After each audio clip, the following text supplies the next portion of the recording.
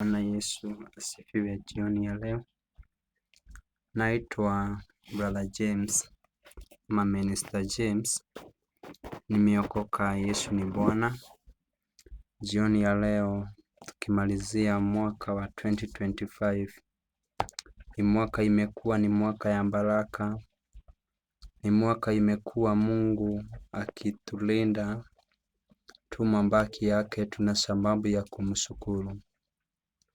Ingawa mwanadamu ameumbwa akiwa mwanadamu wa kunungunika kwa jambo moja ama ile lingine, lakini wewe uhai, hata kama hujapata chenye ulikuwa umetarajia, mwaka ikianzia una jambo mzuri ama uko na sababu mzuri ya kumshukuru Bwana. Hii ni mwaka ambao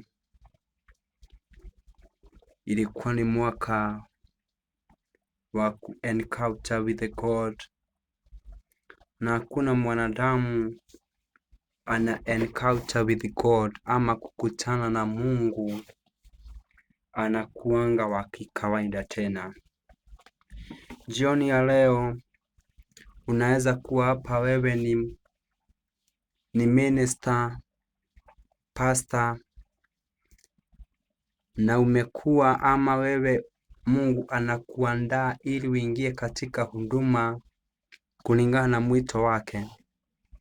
Inawezekana kuwa unajiona kana kwamba unamalizia ukiwa mnyonge, ukiwa umetegwa, marafiki wamekutega, jamii imekutega. Unajiuliza, kwa hakika Mungu ameniita? Kwa hakika Mungu lengo lake ni gani? Nikipeana mfano wa mtu mmoja katika Biblia aliyekuwa anaitwa Abrahamu. Abrahamu alikuwa mtu wa imani mbeleni ya Mungu. Alikuwa na imani. Ukisoma Mwanzo 12 unakuja unaona mtumishi wa Mungu Abrahamu anaambiwa, toka uende mahali nitakuagiza, ama mji ambao nimekuahidi, mji ambao yeye hajaufahamu. Aache wazazi, aache mali zake, aende mji ambao ni mji mpya. Hivyo ndivyo mtu yeyote ana encounter with God, ama kunakuwa na transition, uhamisho. Uhamisho ukuangi uhamisho wa kikawaida. Uhamisho unakuanga ni uhamisho una uchungu. Unaacha binti wako, unaacha mambo ambayo unapenda, unaacha jamii, unakuwa wewe mwenyewe na muumba wako. The more God wants to use you, the more He desires you to encounter with Him alone. As we enter 2026, I am here to encourage you, servant of God, ambaye unasikia umefika mwisho katika kumtumikia Mungu. Ni ombi yangu na kuombea ukiingia mwaka wa 2026, neema ya Yesu ikufuate. Njoo, umekuwa kwa wilderness kwa muda, na hakuna pale wilderness ni lazima upigane na ushinde. Katika wilderness wengi tunanungunika, tunauliza Mungu maswali, lakini kuna jambo moja nimejifunza katika uko jangwani. Jangwani kuna kuanga ni mahali pa kutuandaa ili tuingie katika hatima zetu. Unaweza kuwa wewe ni mtumishi wa Mungu, Mungu amekuita kwa njia tofauti. Unaangalia, unaona marafiki wamekuacha, Watu walikuwa wa karibu wamekuacha, usijali. Ni wakati Mungu anakutengeneza uwe chombo chema. Unakumbuka Yeremia 18, Biblia inasema yeye ndiye a good potter, mfinyanzi mwema. Yeye anatutengeneza pole pole. Anapeana mfano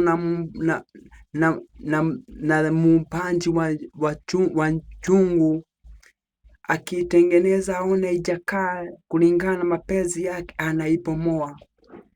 Hivyo ndivyo Mungu wetu huwa akiona, akitaka tukae katika laini zake, anatutengeneza. Akitaka tukae ama tubembe neema yake kumbwa, anaondoa marafiki wengine, anakuacha ukiwa peke yako, anakuunda upya. Mfano mwingine, Job alikuwa mcha Mungu, mali zake zikaisha, watoto. Ilikuwa ni mpango wa Mungu amrejeshee mara 100 kwa 100. Wewe kwapo mtumishi wa Mungu unajiuliza maswali mingi, kana kwamba mimi nitaweza? Kwa hakika Mungu ameniita.